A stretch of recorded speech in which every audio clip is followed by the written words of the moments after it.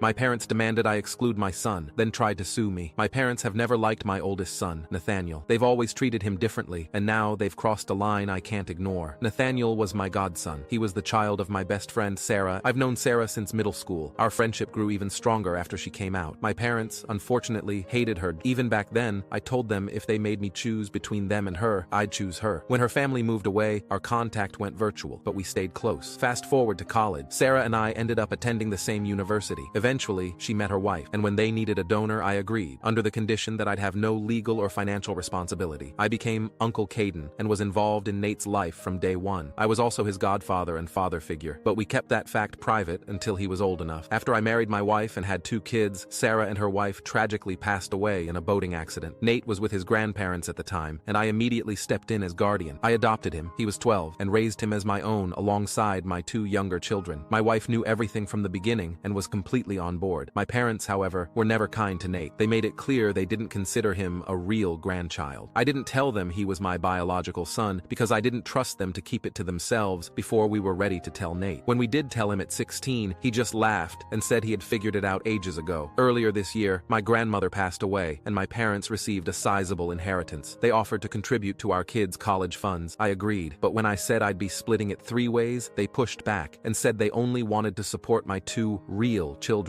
I declined. I won't exclude one of my kids because of their ignorance, but they didn't stop there. My grandparents had also set up a trust fund for their descendants. When we applied for Nate's portion, my uncle, a trustee, mentioned it to my parents, and they exploded. They accused me of keeping their grandchild from them. I reminded them they never considered him their grandchild, something I could prove with an actual letter they wrote. Now they're threatening to sue for grandparents' rights. I laughed in their faces. We've always been low contact, and now it'll stay that way. My sisters think I'm being cruel, but even they barely talk to our parents. As far as I'm concerned, my son didn't miss a thing by not having them in his life, especially when all they would have done is disrespect the memory of his amazing mothers.